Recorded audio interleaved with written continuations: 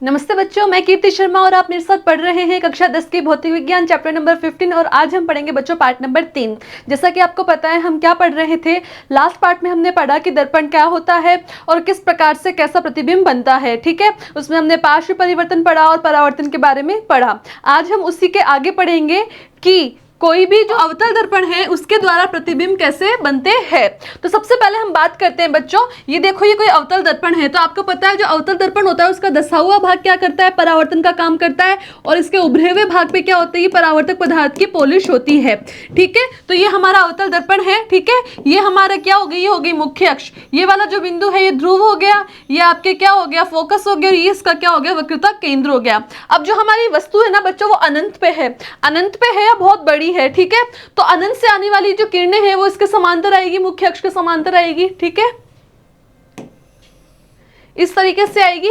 और आपको पता है हमने नियम पढ़ा था कि जब भी कोई किरण मुख्य अक्ष के समांतर आती है तो परावर्तन के पश्चात वो हमेशा किसमें से निकल जाती है, फोकस में से निकल जाती है। तो ये किरणें कहां से निकलेगी, यूं फोकस में से निकल जाएगी। ठीक है, तो ये जो फोकस है इस फोकस में से सारी किरणें निकलेगी। तो आपको पता है जहां पे भी दो किरण एक दूसरे को प्रतिच्छेदित करेगी या क्रॉस करेगी उसी जगह क्या बनता है, प्रतिबिंब बनता है। तो यहाँ पे बनने वाला प्रतिबिंब कहाँ होगा, फोकस पे बनेगा। अब देखो ये प्रतिबिंब जो है ये जो वस्तु है उस वस्तु के मुकाबले बहुत छोटा होगा। ठीक है, तो देखो कि जब वस्तु अनंत पे रखी हो तो बनने वाला प्रतिबिंब कैसा होगा, एक तो फोकस पे बनेगा, ठीक है, बहुत छोटा होगा, तो फोकस पर बनने वाला होगा, वास्तविक होगा, सत्य में बनेगा, वास्तविकता में बनेगा, और क्या होगा, ये उल्टा होगा। ठीक है, और अत्यधिक छोटा होगा।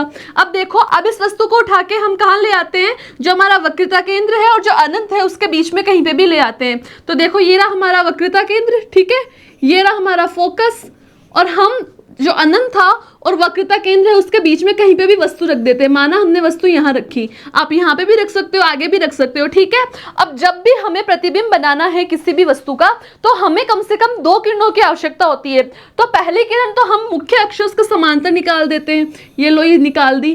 ठीक है, तो टकराने के बाद कहाँ से निकलेगी, फोकस में से निकलेगी, और दूसरी किरण हम वक्रता केंद्र में से निकाल देते हैं। तो आपको पता है जो किरण वक्रता केंद्र में से जाती है वो टकरा के पुनः उसी पथ पे लौट आती है। तो ये वक्रता केंद्र में से गई और वक्रता केंद्र में से वापस आ गई। अब ये दोनों किरण एक दूसरे को क्रॉस किस जगह कर रही है, ये इस जगह क्रॉस कर रही है ना, तो बनने वाला प्रतिबिंब कहाँ होगा, इस जगह होगा। ये रहा आपका प्रतिबिंब। अब देखो आपकी वस्तु तो इतनी बड़ी है, ठीक है, और आपका प्रतिबिंब इतना सा बन रहा है, तो बनने वाला जो प्रतिबिंब है वो वस्तु के मुकाबले या आप कह सकते हो बिंब की तुलना में छोटा होता है, बिंब से उल्टा होता है। और कहाँ बनेगा, ये बनेगा आपके वक्रता केंद्र और फोकस के मध्य बनेगा। तो देखिए बच्चों, C तथा F के बीच बनेगा, वास्तविक होगा, उल्टा होगा और छोटा होगा। अब हम क्या करते हैं, इस वस्तु को उठा के हम वक्रता केंद्र पे ही रख देते हैं। तो देखो बच्चों, ये रहा आपका वक्रता केंद्र और इस पे हमने ये वस्तु रख दी। ठीक है, ये रही वस्तु। अब वही आपको पता है कि हमें कम से कम दो किरणों की आवश्यकता है। तो पहली किरण तो हम निकालते हैं मुख्य अक्ष के समांतर, तो किस में से चली जाएगी, फोकस में से। ठीक है, और दूसरी किरण हम निकाल देते हैं फोकस में से, तो ये मुख्य अक्ष के समांतर हो जाएगी।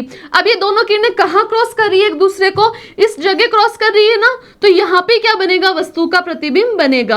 अब देखो वस्तु कहाँ रखी थी, वक्रता केंद्र पे, ठीक है, और वस्तु का प्रतिबिंब भी कहाँ बन रहा है, वक्रता केंद्र पे ही बन रहा है। ठीक है, अब वस्तु जितनी बड़ी थी उसका प्रतिबिंब भी उतना ही बन रहा है। वस्तु सीधी थी और अपना प्रतिबिंब कैसा है, उल्टा है और वास्तविक बन रहा है। तो देखिए इधर C पर बनने वाला वास्तविक होगा, उल्टा होगा और समान साइज का होगा। ठीक है बच्चों, अब हम हमारी वस्तु को उठा के वक्रता केंद्र और फोकस के मध्य में रख देते हैं। तो देखिए इधर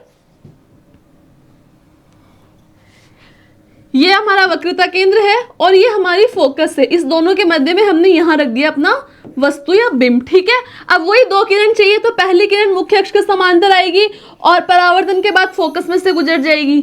ठीक है, दूसरी जो किरण है वो वक्रता केंद्र में से आएगी और वक्रता केंद्र में से क्या है, वापस चली जाएगी। ठीक है, तो देखो दोनों कहाँ क्रॉस हो रहे हैं, यहाँ पे, और बनने वाला प्रतिबिंब कहाँ बनेगा, यहाँ बनेगा। अब देखो हमारी वस्तु तो इतनी सी है, ठीक है, वस्तु तो हमारी बहुत छोटी है, इतनी सी है, जबकि बनने वाला प्रतिबिंब देखो इतना बड़ा है।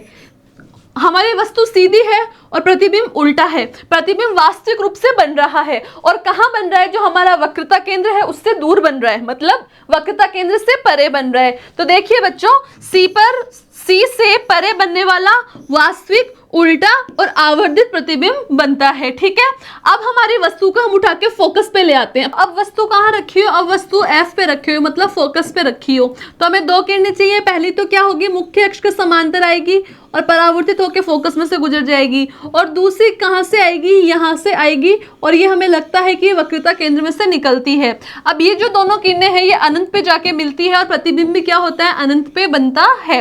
देखो अनंत पर बनने वाला होगा, वास्तविक होगा, उल्टा होगा और अत्यधिक आवर्धित मतलब बहुत बड़ा होगा, क्योंकि समांतर है ना, और समांतर किरणें कहाँ जाके मिलती है, अनंत पे जाके मिलती है। ठीक है बच्चों, अब हम हमारी वस्तु को उठा के कहाँ रखते हैं, हमारा जो फोकस है और जो हमारा ध्रुव है इसके बीच में कहीं पे भी रख देते हैं। तो वही हमें दो किरणें चाहिए।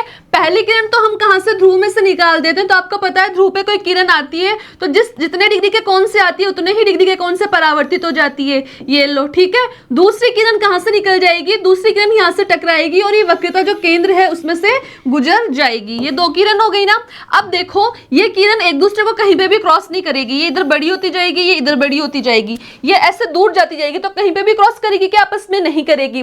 लेकिन इन किरणों को हम पीछे बढ़ाते हैं, अगर ये मैंने इनको पीछे बढ़ाया, इसको और इसको, तो ये इस जगह एक दूसरे को क्रॉस कर जाती है। ठीक है, तो यहाँ पे ये वास्तविक रूप से क्रॉस नहीं कर रही है, ऐसा लगता है, ऐसा आभास होता है, ऐसा प्रतीत होता है कि ये क्रॉस कर रही है। और जहां पे भी क्रॉस करती है आपको पता है वहां पे हमारा क्या बन जाता है, प्रतिबिंब बन जाता है। तो ये आपका प्रतिबिंब यहाँ बन जाता है। ये वास्तविक प्रतिबिंब नहीं है, ये आभासी प्रतिबिंब है, क्योंकि वास्तविक रूप से तो ये किरणें मिलेंगी ही नहीं, ये सिर्फ हमें आभास होता है। ठीक है, और बनने वाला जो प्रतिबिंब है वो देखो, वस्तु सीधी है और ये भी क्या होता है, सीधा होता है।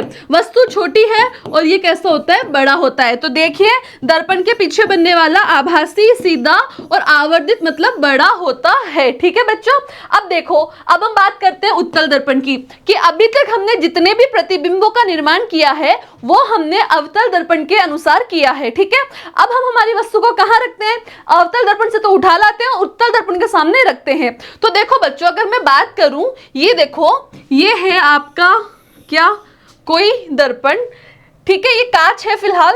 अब इसको दर्पण बनाना है तो आप इससे परावर्तक पदार्थ की पॉलिश कर दोगे। ठीक है, ये मैंने इधर पॉलिश की, तो ये कौन सा दर्पण बन गया, ये बन गया आपके उत्तल दर्पण। ठीक है, तो ये उत्तल दर्पण की क्या हो गई, मुख्य अक्ष हो गई। ठीक है, ये आपके क्या हो गया, इसका ध्रुव हो गया। अब देखो अगर ये जो दर्पण मैंने बनाया वो इस गोले का कटा हुआ भाग है, यदि ठीक है, माना ये वाला गोला है, तो इसका केंद्र कहाँ होगा, ये होगा ना, तो इसको वक्रता केंद्र कहेंगे। ठीक है, और इसका आधा जो दूरी होती है वो क्या होती है, आपके फोकस होती है ना।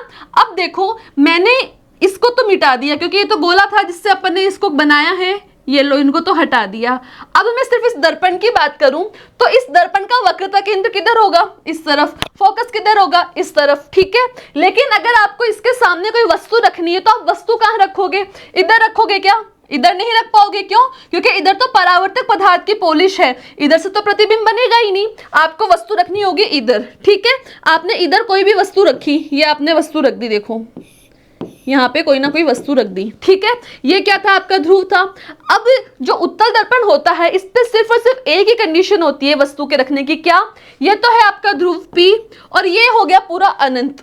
ठीक है, अब अनंत और ध्रुव के बीच में आप कहीं पे भी वस्तु को रख सकते हैं, इसके अलावा आपके पास कोई और ऑप्शन नहीं है। क्यों, क्योंकि इसका फोकस भी क्या है, इस तरफ है, इसका वक्रता केंद्र भी इस तरफ है, तो इधर तो आप वस्तु रख ही नहीं सकते। तो हमारे पास उत्तल दर्पण से सिर्फ एक ही स्थिति आती है। तो देखिए इधर ये हमारा उत्तल दर्पण है और इसके सामने ये वस्तु रखी हुई है अनंत और ध्रुव के बीच में। तो हमें कितनी किरण चाहिए, दो किरण चाहिए।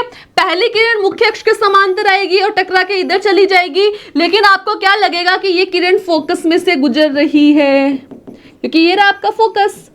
ठीक है, दूसरी जो किरण है वो कहाँ आएगी, इधर से आएगी वक्रता केंद्र की तरफ और टकरा के वापस चली जाएगी, लेकिन आपको लगेगा कि ये कहाँ से आ रही है, ये वक्रता केंद्र में से आ रही है।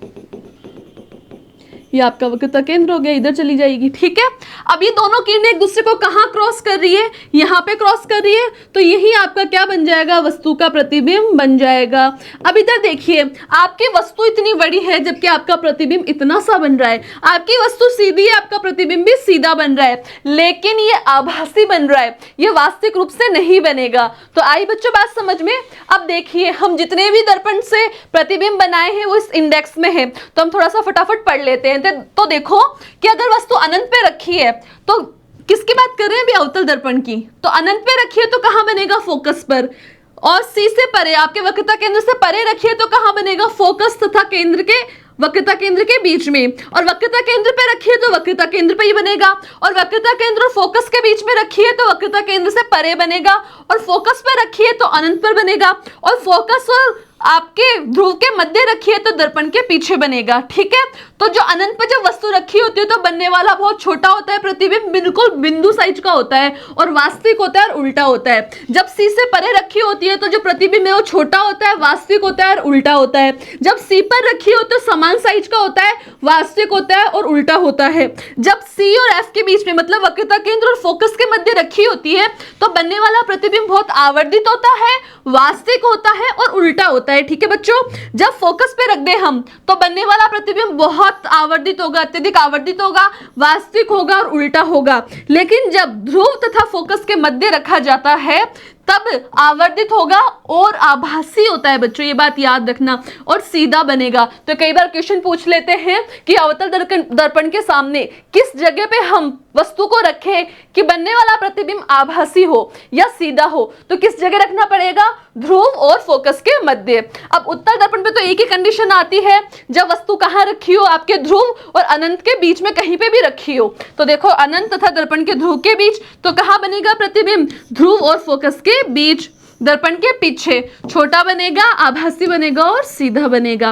तो बच्चों, ये आपका था दर्पण से किस तरीके से हम प्रतिबिंब का निर्माण करेंगे, बनने वाला प्रतिबिंब किस प्रकार का होगा। ठीक है बच्चों, अब हम आगे बात करते हैं कि जो हमने दर्पण बना रहे हैं, प्रतिबिंब बना रहे हैं, इनका हमारे दैनिक जीवन में क्या उपयोग है। तो आपको पता है बच्चों, हम दर्पण का बहुत जगह उपयोग करते हैं। सबसे पहले हम सुबह उठते ही कहीं भी जाते हैं, स्कूल कॉलेज कहीं पे भी जा रहे हो आप, आपके परिवार से कोई ऑफिस वगैरह जा रहा है, ठीक है, तैयार होते हैं तो हम कहाँ तैयार होते हैं, दर्पण के सामने तैयार होते हैं। वो था हमारा समतल दर्पण। लेकिन जो हम अवतल दर्पण, उत्तल दर्पण पढ़ रहे हैं, इनका कहाँ उपयोग होता है, जैसे हम शेविंग करते हैं तो हम कांच को देखते हैं, डॉक्टर के पास, डेंटिस्ट के पास, दंत चिकित्सक के पास हमारा दांत दिखाने जाते हैं तो मुंह के अंदर कुछ लगा के देखते हैं तो उसके ऊपर भी क्या लगा होता है, दर्पण लगा हुआ होता है, वो हमारे दांत का प्रतिबिंब दिखाता है। ठीक है, जो हमारी गाड़ियां होती है उनके हेडलाइट के ऊपर भी क्या, दर्पण लगे हुए होते हैं। तो बच्चों पढ़ते हैं इनके उपयोग। सबसे पहला है समतल दर्पण का उपयोग।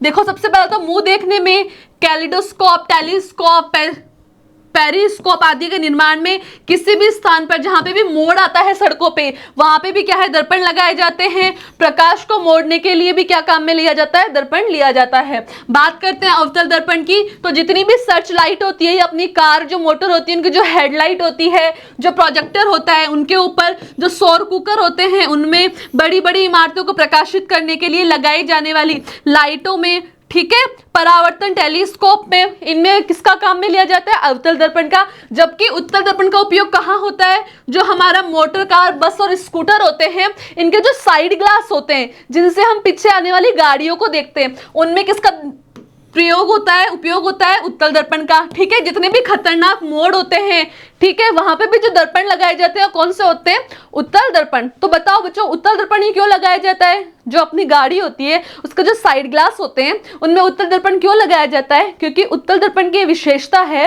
कि वो बड़े प्रतिबिंब को छोटा करके दिखा देता है। या आप ये कह सकते हो कि छोटे से दर्पण के अंदर आप बहुत बड़ी जगह को देख पाते हो, इसलिए तो साइड ग्लास के अंदर कितनी दूर तक की जगह आप देख पाते हो ना, इसलिए किसका उपयोग किया जाता है, उत्तल दर्पण का। ठीक है, तो इसके आगे का पार्ट हम पढ़ेंगे नेक्स्ट वीडियो में। तब तक आप पढ़ते रहिए, मस्त रहिए और सोचते रहिए किस जगह कौन से दर्पण का प्रयोग किया जाता है। धन्यवाद बच्चों।